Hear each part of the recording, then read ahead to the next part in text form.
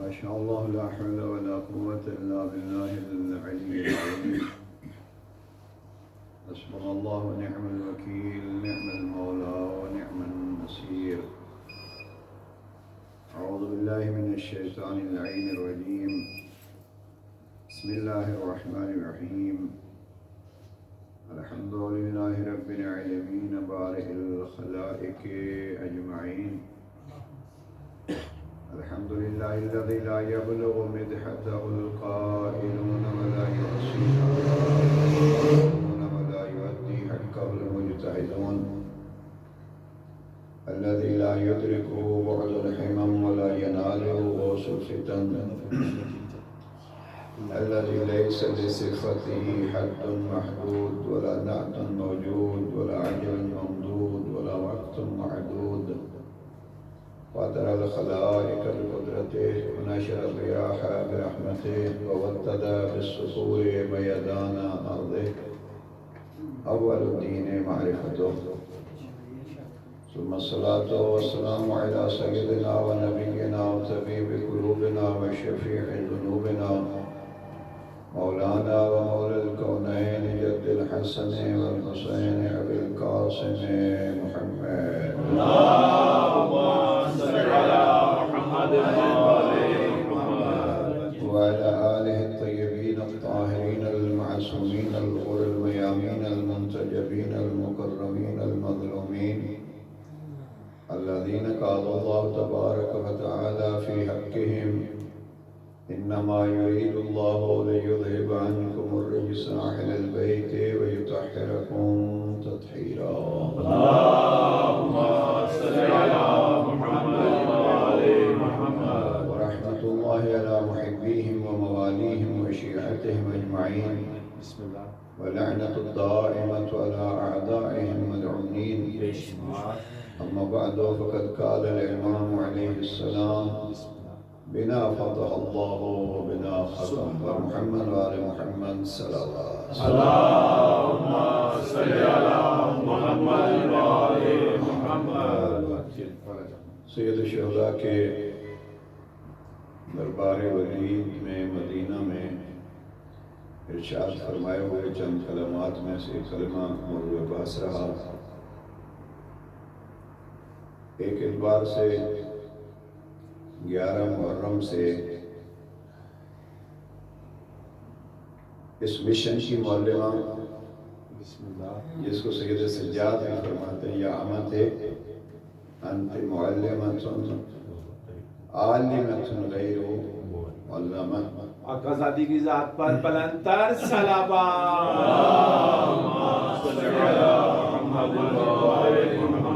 یہ خود ایک ایسا جملہ ہے. آپ وہ عالمہ ہیں کہ جس نے کسی سے سیکھا نہیں. کسی سے سیکھا نہیں. ایسے مراد یہ ہے کہ دنیا میں جیسے جناب امیر علیہ السلام نے آیت البلاغہ میں کہ ایک جگہ پہ کچھ ایسی باتیں ارشاد فرمائیں کہ لوگوں کو سمجھ نہ آئیں، تو کہنے لگے کہ آج آپ کو علم غیب حاصل ہے.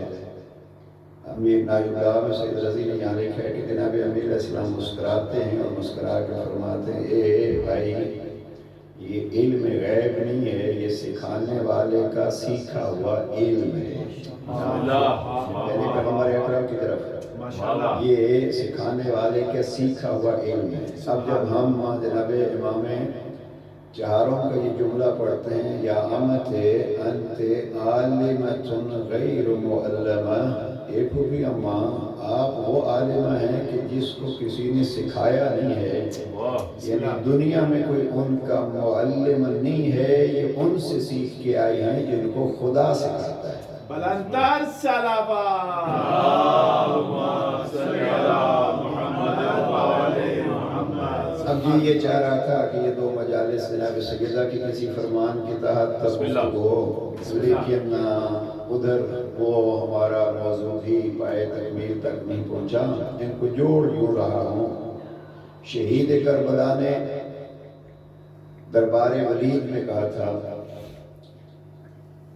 بنا فتح اللہ و بنا ختم. ہم سے رب نے ہر کار خیر کی ابتدا کی ہے اور ہر کار خیر کا اختتام بھی اتمام بھی ہمارے ذریعے سے ہے۔ بسم اللہ۔ یہ کس نے فرمایا؟ یہ سید الشہداء کا فرمان ہے۔ بات آج کی یہاں سے شروع کر رہا ہوں۔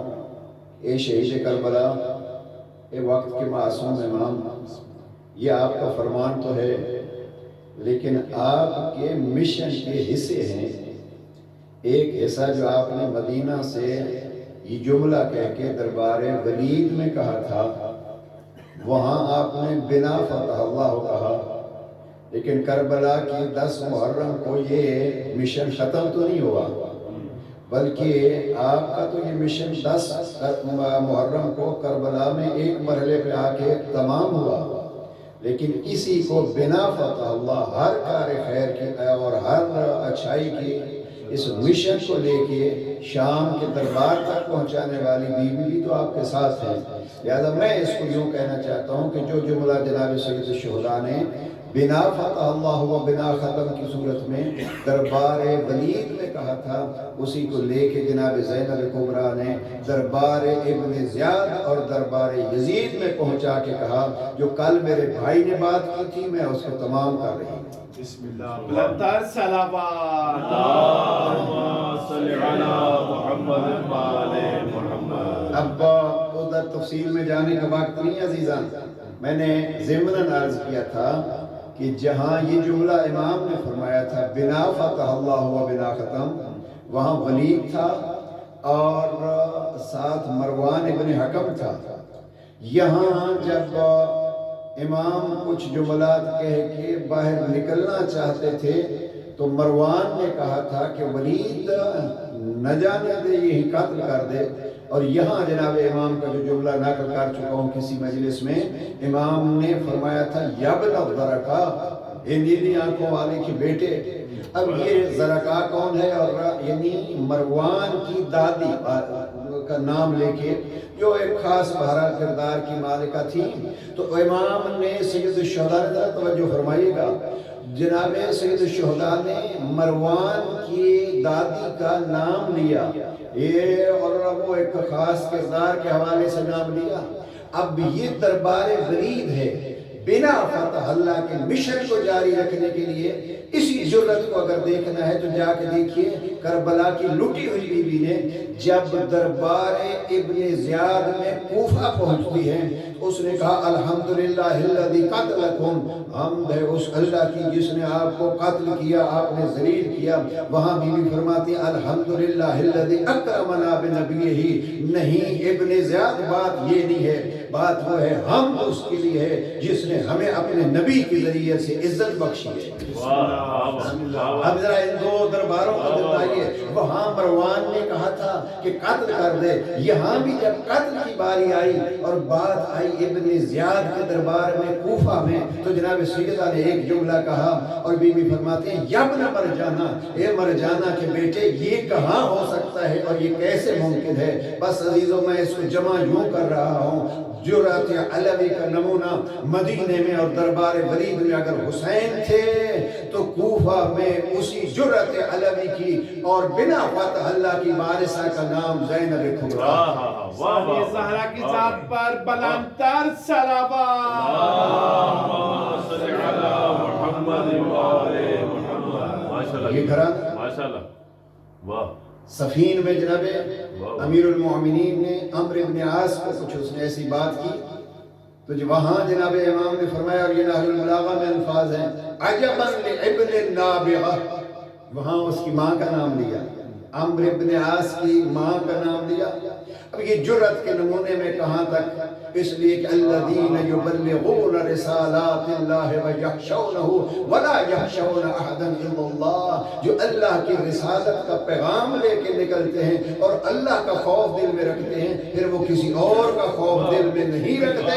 وہ اگر حسین کی صورت میں ہو تو زیر خنجر بھی لا الہ کہتا ہے، اور اگر زینب کی صورت میں ہو تو ننگے اونٹ کی پشت پہ بھی لا الہ کہہ کے بتلاتی ہے کل میرا بھائی بنیاد توحید تھا، آج میں زینب کبریٰ کو میں چھلے کے چلی جاؤں۔ نعرہ تکبیر، اللہ اکبر، نعرہ تکبیر، اللہ اکبر، نعرہ رسالت، یا رسول اللہ، نعرہ حیدری، बुलंदतर सलावत اللهم صل على محمد وآل محمد بات پھیل نہ جائے، ذرا ان کو جمع کرتا ہوں.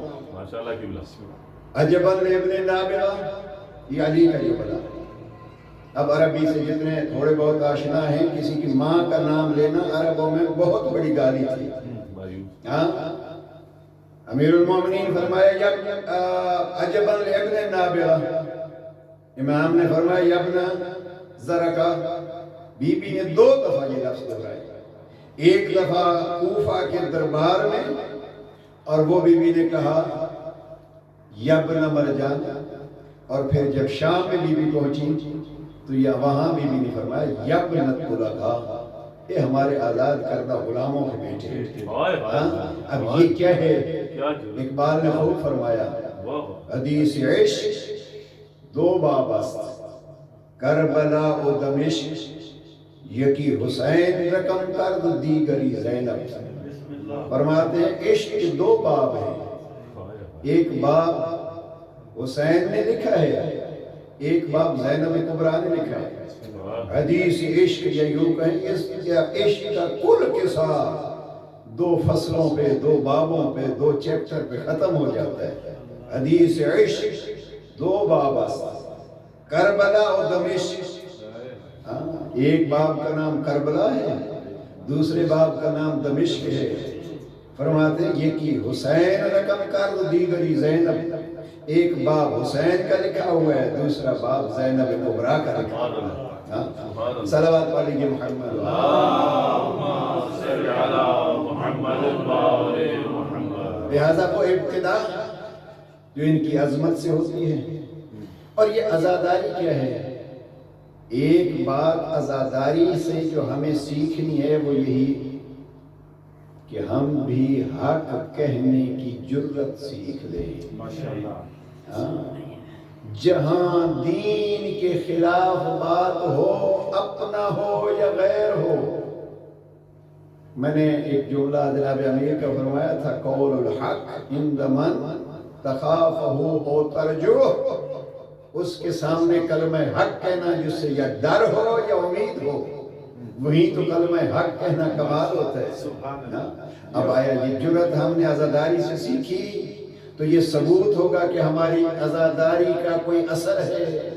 اور اگر ہم حق کہنے سے ڈرتے ہیں یا اس لیے کہ اس کے پاس کوئی عہدہ ہے، یا اس لیے حق کہنے سے ڈرتے ہیں کہ اس سے ہمیں کچھ امید ہے، تو پھر عزاداری تو ہو گئی اور ہوتی رہے گی، لیکن ہم نے عزاداری سے جو لینا تھا وہ نہیں لیا.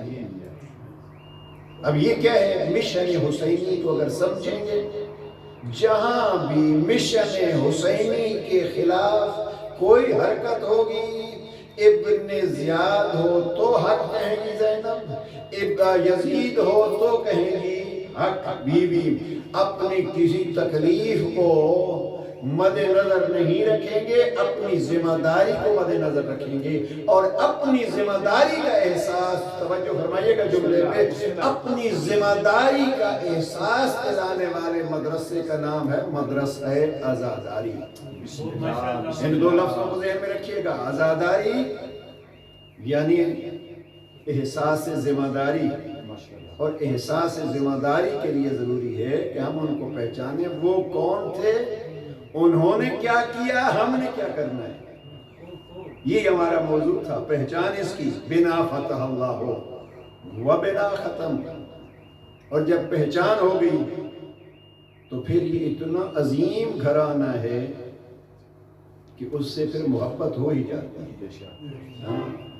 جس شخص کی فطرت سالم ہے، توجہ فرمائیے گا، جس شخص کی نیچر اور فطرت سالم ہے، وہ کسی باکمال چیز کو دیکھ کے فطرت کا تقاضا یہ ہے کہ اس سے محبت ہو. بزرگان تشریف فرمائے، اگر کسی کو کوئی خوبصورت چیز نظر آتی ہے، تقاضے فطرت یہ ہے کہ اس سے پیار ہو.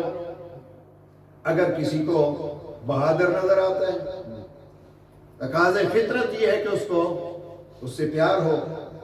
اگر کسی کو مثلا علمی ذوق رکھتا ہے، کوئی صاحب علم نظر آتا ہے کسی فیلڈ میں بھی، اس کو اس سے پیار ہوگا، محبت ہوگا۔ فطرت کا تقاضا یہ ہے، با کمال سے محبت ہوتی ہے، لہذا کوشش یہ ہونی چاہیے کہ ان کی پہچان ہو۔ جب ان کی پہچان ہو تو اللہ نے ان کو اس انداز سے خلق کیا ہے کہ بنا فتح اللہ و بنا ختم، ہر کمال کا افتتاح بھی ان سے ہے اور ہر کمال کا اتمام بھی ان سے ہے، لہذا ان سے محبت فطری تقاضا ہے۔ اگر انسان کی فطرت زندہ ہو تو ان کو ان سے محبت ہوگی، اور جب محبت ہو جاتی ہے تو پھر محبت کا ایک تقاضا یہ ہے کہ محبت کی راہ میں پھر قربانیاں دینی پڑتی ہیں۔ اور اس دنیا میں اب یہاں بھی آپ اگر دیکھیے گا، اب بھی یہ موسم اگر گرمی کا ذرا ہو تو یہاں بھی پروانے ہوتے ہیں، پروانے ہر زمانے میں ہوتے ہیں، ہر زمین پر ہوتے ہیں، اور پروانہ ایک عشق کی اور ایک محبت کی نشانی ہے۔ وہ کیا کرتا ہے، جہاں اس کو روشنی ملے اس روشنی کی طرف وہ چلا جاتا ہے، اب قربان ہو جاتا ہے۔ کس لیے؟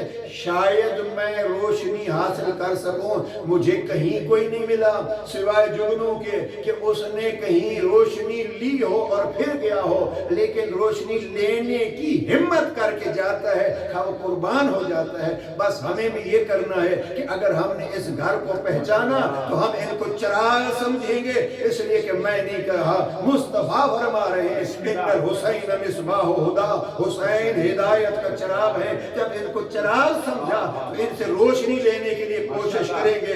اب آپ جناب عباس علمدار کے متعلق سن رہے تھے کہ باب الحوائج پہ آ گیا، پھر یہ وہ کریم گھرانہ ہے کہ کسی کو خالی نہیں جانے دیتا۔ بس عزیزان اس کو سمجھیے، ہم چراغ سمجھ کے ان کے دروازے پہ جائیں گے۔ اور یہ چراغ اس لیے نجم افندی نے بڑا خوب فرمایا، فرماتے ہیں یہ دنیا کب سمجھتی تھی شب عاشور سے پہلے چراغوں کے بجھانے سے اجالا اور ہوتا ہے۔ لبیک یا حسین، لبیک یا حسین، لبیک یا حسین، لبیک یا حسین، نعرہ حیدری۔ یہ وہ چراغ نہیں ہے جو کسی کے جلائے ہوئے ہیں، یہ خدا کے جلائے ہوئے چراغ۔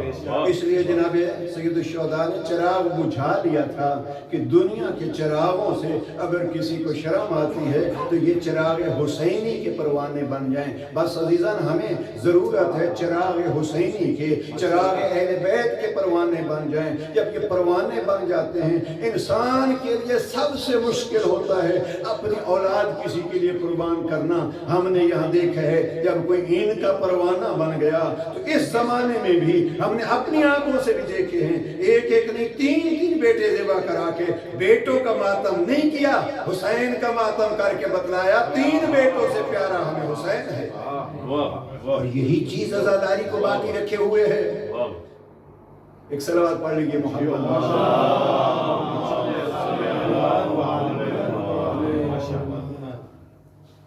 واقعہ یاد آ رہا ہے پروانے کا۔ بسم اللہ۔ مولانا مودودی نے خلافت و ملوکیت میں لکھا ہے کہ محبت علی میں پہلا قتل، یہ وہ پروانہ جو ہے اس پروانے کا نام ہے حجر ابن عدی۔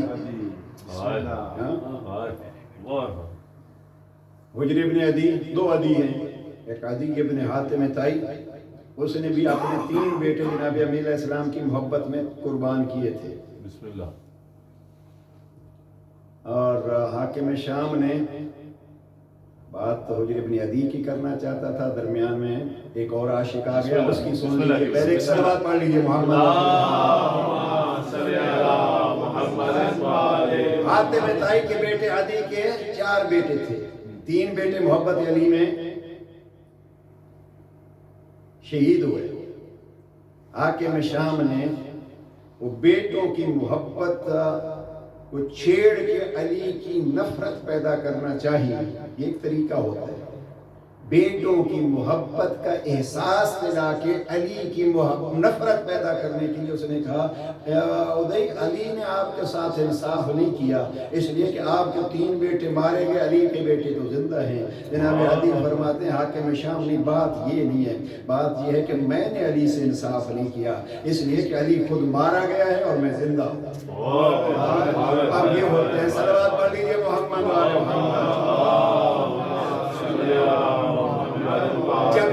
پہچان ہو جائے تو پھر کیا ہوتا ہے؟ دوسرے علی کی بھی بات سن لیجئے.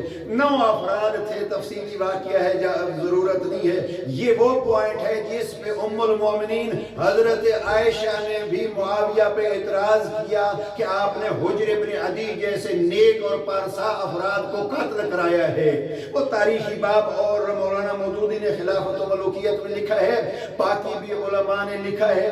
تو حجر ابن عدی جب شام کے قریب پہنچے اور جہاں اب قبر ان کی موجود ہے وہاں جب پہنچے تو کہا گیا کہ ان کو شام پہنچنے سے پہلے ہی قتل کرو. اب ان میں حجر ابن عدی بھی تھے اور حجر کا بیٹا بھی وہاں تھا. جب قتل کا حکم ہوا تو حجر ابن عدی نے کہا کہ مجھے ایک خواہش ہے اور وہ خواہش یہ ہے کہ ہمیں شہید تو ہونا ہے، شہادت ہمارے لیے فخر ہے. جب شہادت پہ فخر کرنے والے ہیں شہید ہو جائیں گے، لیکن ہمیں پہلے ذرا اتنا وقت دے دو اور اتنی جگہ دے دو کہ ہم غسل شہادت کر لیں. اب کہا گیا نہیں، ہمارے پاس نہ وقت ہے نہ یہ سہولت ہے. حجر ابن عدی نے ابھی محبت علی سے اپنے عشق کو جوڑ کے یہ بتلایا کہ ہم کسی کے غلام نہیں ہوتے، ہم کسی کے محتاج نہیں ہوتے. جب ہم محبت کے اس آئینے میں سمو جاتے ہیں تو پھر اللہ بھی ہماری سنتا ہے، اس لیے کہ ان کا محب ولی ہوتا ہے اور جو اللہ کا ولی ہوتا ہے وہ اس کی سنتا ہے. حجر ابن عدی نے کہا ہم محتاج نہیں ہیں. اب حجر ابن عدی نے زمین کو دیکھا، یعنی پتھروں کو دیکھا کہ مجھے غسل خانے کی ضرورت ہے. پتھروں نے اٹھ کے ابھی اس حجر کے لیے غسل خانہ تعمیر کرنا شروع کر دیا. اب جب غسل خانہ تعمیر ہو گیا تو حجر ابن عدی نے آسمان کو دیکھا، آسمان پہ بادلوں نے اکٹھا ہونا شروع کیا. حجر ابن عدی نے اس پتھروں کے درمیان میں کھڑے ہو کے آسمان سے بارش برسی، غسل شہادت کر کے کہا علی والوں کو محتاج نہ سمجھو. نعرہ حیدری. اب جو بات اور جس واقعے کے لیے کہ جب ان کو پہچانا تو یہ پروانہ وار قربانیاں ہوتی ہیں. غسل کر لیا، اب باری آئی ایک ایک قتل کی. اب جب قتل کی باری آئی حجر ابن عدی اپنے بیٹے کو آگے بڑھاتا ہے، پہلے میرے بیٹے کو قتل کرو. ہر ایک ساتھی جو 9 ساتھی تھے انہوں نے کہا حجر اتنا جو تو دعاؤں کی قبولیت کا مالک ہے تو رب سے اپنی زندگی مانگ لے. حجر ابن عدی مسکرا کے کہتے ہیں شہید کی موت مرنے کی تمنا کر رہے تھے، اب کہتے ہیں زندگی، مجھے محبت علی میں مرنا زندگی سے زیادہ پسند ہے. نعرہ تکبیر. اللہ اکبر. نعرہ رسالہ. یا رسول اللہ. نعرہ حیدری. یا علی مولا، یا علی، یا علی. حجر نے کہا واہ واہ. میرے بیٹے کو پہلے قتل کر دو. سارے حیران، یہ عجیب باپ ہے. کہتے نہیں امتحان ہے. باپ تو اپنی جگہ پہ ہے، امتحان محبت علی کا. کہا کیسے امتحان ہو گیا؟ اس نے کہا بیٹا ہے جوان اور جوان کا دل کبھی بھی بدل سکتا ہے. میں ہوں عشق، میں اس کو بوڑھا تو نہیں کہتا، میں کہوں گا لفظ میرے اپنے ہیں. حجر ابن عدی نے کوئی کہا ہوگا میں عشق علی کی جوانی کا مالک ہوں، لہذا بیٹے کی شہادت آنکھوں کے سامنے محبت علی میں اضافے کا سبب بنے گی، کمی کا سبب نہیں بنے گی. صلوات پڑھ لیجئے محمد و آل محمد. عشق علی میں بیٹے کی شہادت علی کے ساتھ محبت میں اضافے کا سبب بنے گی، کمی کا نہیں. وہ جوان ہے کہیں اس کا دل باپ کے قتل کو دیکھ کے گھبرا نہ جائے. یہ ہیں وہ جو ان کی پہچان کے بعد ان کی محبت میں خود کو ڈھال لیتا ہے. وہ حجر ابن عدی کی طرح صاحب کرامات بن جائے. پہچانا ان کو جنہوں نے، انہوں نے اپنی جان کی پرواہ بھی نہیں کی. بس عزیزان جب پہچانا تو پھر کیا ہوتا ہے؟ آل محمد کے کمال یہ ہے کہ جب یہ ارادہ کرتے ہیں، یقینی کی بات ہے، جب آل محمد کوئی ارادہ کرتا ہے تو اللہ ان کے ارادے کو پورا کرتا ہے. اس لیے کہ یہ وہ ہیں جو اللہ کوئی ارادہ کرتا ہے تو یہ ساری قربانیاں دے کے اس کو پورا کرتے ہیں. یہ جوڑ یوں جڑتا ہے، اللہ کا ارادہ یہ اس کو پورا کرتے ہیں، لہذا جب یہ کوئی ارادہ کرتے ہیں تو اللہ ان کا پورا کر دیتا ہے. اب ہمارے جیسے گناہگاروں کے لیے اگر ارادہ کرتے ہیں اس کو توبہ مل جائے تو وہ حور عین کے دروازے پہ آتا ہے، یہ بخشش کا ارادہ کر لیتے ہیں، رب حور کو اپنا ولی بنا دیتا ہے. اس لیے کہ حور سید الشہداء کی بخشش کے ذریعے سے ولی حسین نہیں بنا، حور سید الشہداء کی بخشش کے ذریعے سے چھٹے لائے ولایت نے جو سلام کیا ہے تو وہ ولی اللہ بنا. یعنی جب کوئی ان کا ہو جاتا ہے تو پھر یہ ولی اللہ بنا دیتے ہیں. بس عزیزان بات کو سمیٹ لوں، اگر ان کو پہچانا ہے تو پھر جس سے محبت ہوتی ہے انتظار ہوتا ہے وہ کہتا کیا ہے. ہاں جب کسی سے محبت ہوتی ہے تو پھر اس کے ارادے کی، بلکہ میں لفظ بدل لوں اپنا، میں نے کہا نا کہ وہ کہتا کیا ہے، نہیں کہتا وہ ایک محبت کا تھوڑا نچلا درجہ ہے کہ وہ کہتا کیا ہے. ٹھیک ہے، ہم جیسا اگر کسی سے محبت کا دعوے دار ہے تو وہ دیکھے گا کہ وہ کہتا کیا ہے، لیکن جو حقیقت میں یقینی معیار محبت پہ ہوتے ہیں وہ یہ نہیں دیکھتے کہ وہ کہتا کیا ہے. وہ آل محمد کی طرح، جیسے آل محمد کو رب سے محبت ہے تو آل محمد یہ نہیں دیکھتے کہ وہ کہتا کیا ہے، آل محمد یہ دیکھتے ہیں وہ چاہتا کیا ہے، اس کا ارادہ کیا ہے.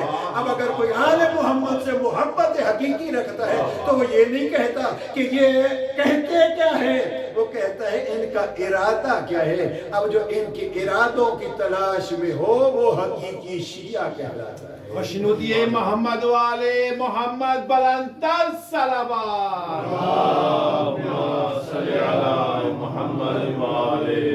اب کہنے کے دو پہلو ہوتے ہیں، کرو نہ کرو. دیکھیے یہ میری یہ چاہت ہے، اس کو مطلب چیزیں وہی ہیں، مجھے یہ پسند ہے، مجھے یہ نہیں پسند، میں اس کو چاہتا ہوں، میں اس کو نہیں چاہتا. اب یہ چیزیں جو ہیں ان کو ہم کہتے ہیں مثلا پہچانا. تو پھر دیکھو چاہتا کیا ہے. اب جو وہ چاہتا ہے اس کو بجا لو، اور وہ کیا نہیں پسند کرتا، جس کو وہ نہیں پسند کرتا اسی کو چھوڑ دو. یہ بات آسان ہو جائے. دیکھو اس نے کیا کہا کہ یہ کرو، جس کے کرنے کا کہا اس کو ہم امر بالمعروف کہتے ہیں، اور جس کے بارے میں کہا نہ کرو اس کو کہتے ہیں انہوں نے روکا، اسی کو ہم نہی عن المنکر کہتے ہیں. اب اس مشن کی بانی بنی ہے کربلا سے زینب کبریٰ. اللہم صلی علی ایک مشن تھا شہادت تک کا جناب سید الشہداء کا، اور میں نے اس پوری بحث کو جو عنوان دیا تھا نہج البلاغہ کے اصول اور کربلا میں عمل. پر میں گزارش کروں گا آپ حضرات سے، اور مجھے خوشی ہوئی کہ کم از کم ہمارے اس گزرے عشرے میں آج ایک عزیز نے نہج البلاغہ لا کے وہ یہ تو کم از کم کہا اس پہ دستخط کر دی. یہ ہماری ہی پرنٹ ہے نہج البلاغہ، ہم 2 دفعہ پرنٹ کرا چکے ہیں انگلش میں، اور الحمدللہ کوئی 11 دفعہ پرنٹ ہو چکا ہے اردو میں. بس مجھے یعنی یوں کہیے کہ مجھے عشرے کا جو ہے وہ نتیجہ مل گیا. کم از کم ایک عزیز نے نہج البلاغہ کو ہمارے سامنے پیش کر کے یہ کہا کہ مولانا اس پہ دستخط کر دیجئے. عزیزان ذہن میں رکھیے گا، جناب سید الشہداء نے نہج البلاغہ کے اصولوں کو کربلا میں پورا کیا، اور جناب زینب کبریٰ نے نہج البلاغہ کے اصولوں میں بھائی کے بعد کربلا میں، کربلا سے کوفہ میں، کوفہ سے شام میں پورا کر کے بات لایا.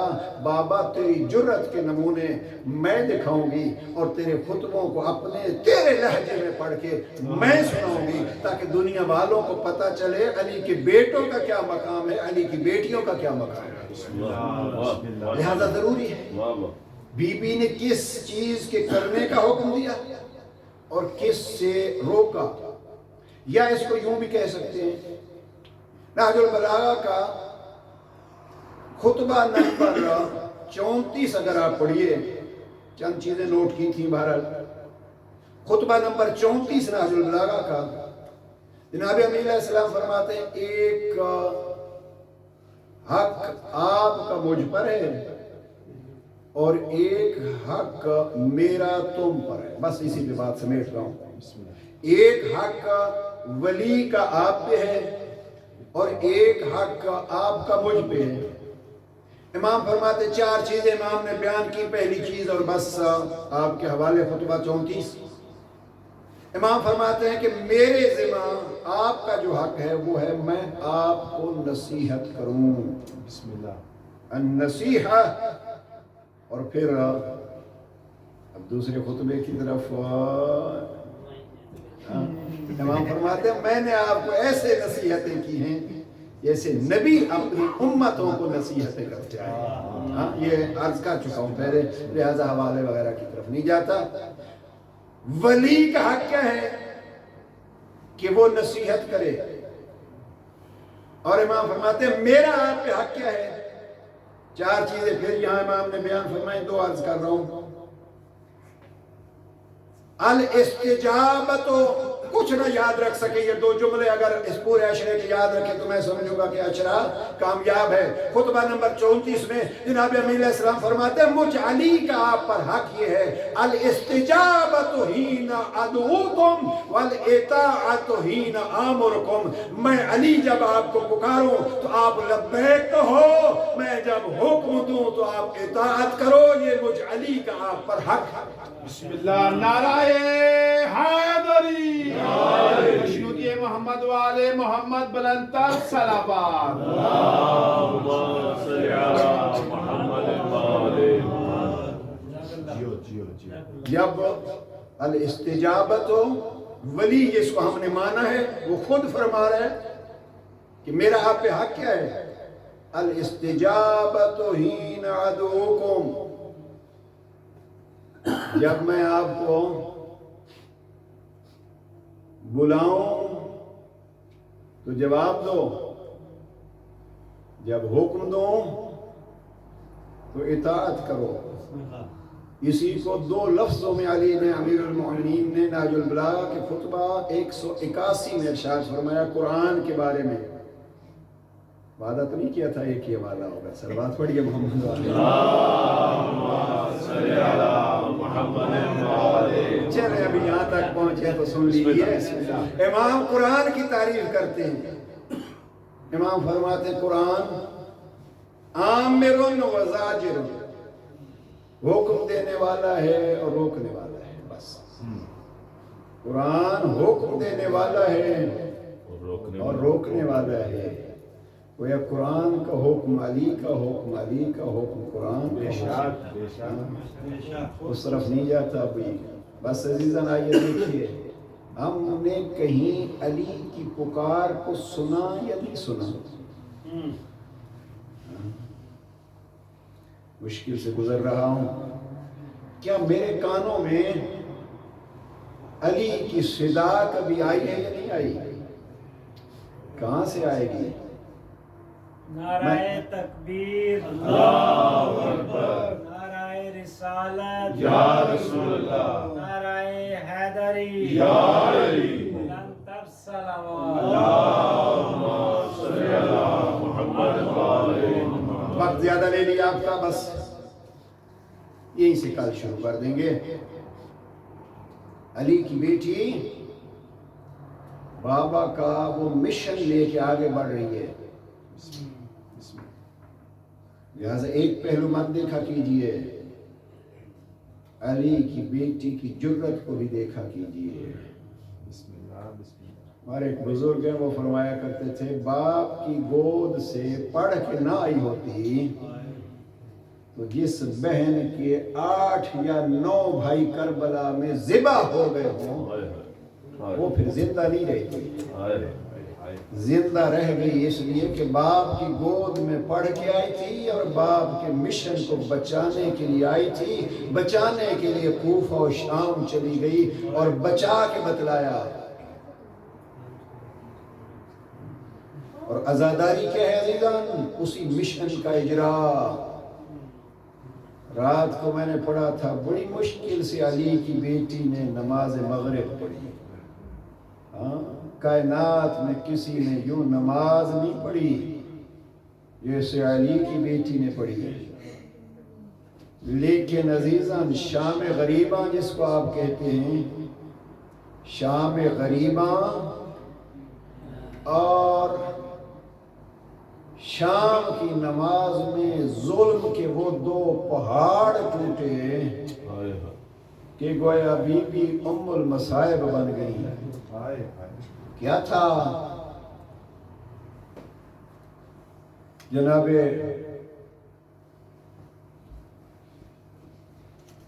سیدہ نے جب کربلا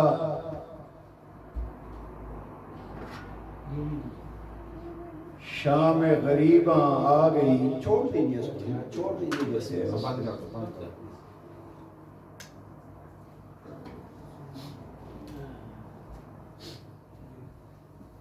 ظلم کے دو پہاڑ شام غریباں، یعنی جب علی کی بیٹی بھائی ذبح کرا کے غریب ہو گئی.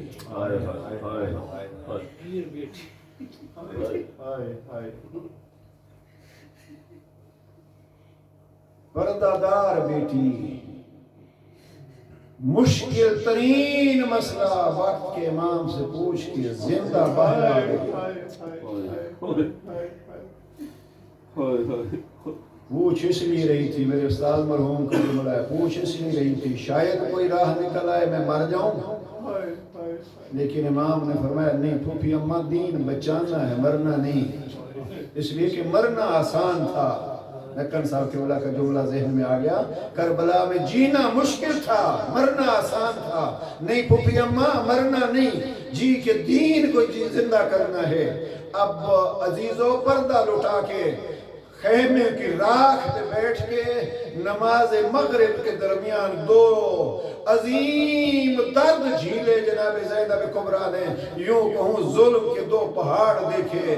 اگر زہرہ مرضیہ نے کہا تھا صبت علی مصائب لو انہا صبت علی الایام سرن لیالی، بابا زہرہ پہ وہ مسائل ٹوٹے کہ جو اگر روشن دنوں پہ پڑھتے تو وہ سیاہ راتوں میں بدل جاتے. ہاں بی بی آپ پہ جو ظلم پڑے تھے وہ آئیے دیکھیے کربلا میں آپ کی بیٹی کو دو ظلموں کا کیا نشانہ سامنا کرنا پڑا کہ ام المصائب بن گئی. بس عزیزوں پہلا ظلم کیا ہوا ذرا تصور کیجئے، خیمے جل چکے ہیں، بیویاں لٹ چکی ہیں، خیموں کی راکھ میں بیٹھی ہے. اب مقتل کا منظر سامنے ہے. میرا حسین کہاں ہے؟ میرا اکبر کہاں ہے؟ میرا عباس کہاں ہے؟ اب ایک منظر جو بی بی کو دیکھنا پڑا. دعا کرو کسی بہن کو یہ منظر نہ دیکھنا پڑے. وہ منظر کیا تھا؟ ظالموں نے اعلان کیا گھوڑوں کی نئی نعل بندی کرو. اب علی کی بیٹی سمجھ گئی کیا ہونے والا ہے. 10 ظالموں نے گھوڑوں کو نئے نعل لگائے. عزیزوں جن کا واسطہ گھوڑوں سے پڑا، نال ہوتے گھوڑوں کے پاؤں میں لوہے کا ایک ہلکا سا بناتے ہیں. اب جب یہ ہلکا کہیں سخت سے سخت پتھر پر بھی لگتا ہے نا تو اس کو پیس دیتا ہے، گھوڑے کے پاؤں کو بچا لیتا ہے. اب پہلا ظلم کا پہاڑ کیا ٹوٹا؟ علی کی بیٹی دیکھ رہی ہے 10 ناجیبوں نے گھوڑوں کو نئی نعلیں لگائی اور رخ کیا وہاں جہاں زہرا کا لال سویا ہوا تھا. حجرکم اللہ، ظلم ہے اور انتہا ہے مظالم کی. رخ کیا اس منظر کا جہاں غریب کربلا سویا ہوا تھا. اب وہاں جا کے ظالموں نے باری باری 10 گھوڑوں کو جناب شہید کربلا کے جنازے پہ چلانا شروع کیا. مقتل کی کتابیں لکھتی ہیں کہ ظالموں نے کچھ ایسا کام کیا، حسین کے سینے کی ہڈیاں پشت کی ہڈیوں سے جڑ گئی. پیر دیکھ رہی تھی، کہا ہوگا اماں دیکھتے حسین کو زینب اس حال میں دیکھ رہی ہے، لیکن بہن زندہ ہے. اس بچ جائے نانا کا کلمہ لا الہ بچ جائے ہاں زینب کا نہ پردہ بچا نہ زینب کا بھائی بچا میرا حسین گھوڑوں کی سنوں تلے پس گیا کہے گی بی بی اور مناسب ہے کہا ہوگا زبان حال سے اماں تیرے حسن کی نشانی کل مقتل میں پامال ہوئی تھی اب تیرا حسین پامال ہو رہا ہے گھوڑوں کے سم ہے تیرے بچوں کے جسم ہے اللہ لعنت اللہ علی القوم الظالمین وسيعلم الذين ظلموا أي منقلب ينقلبون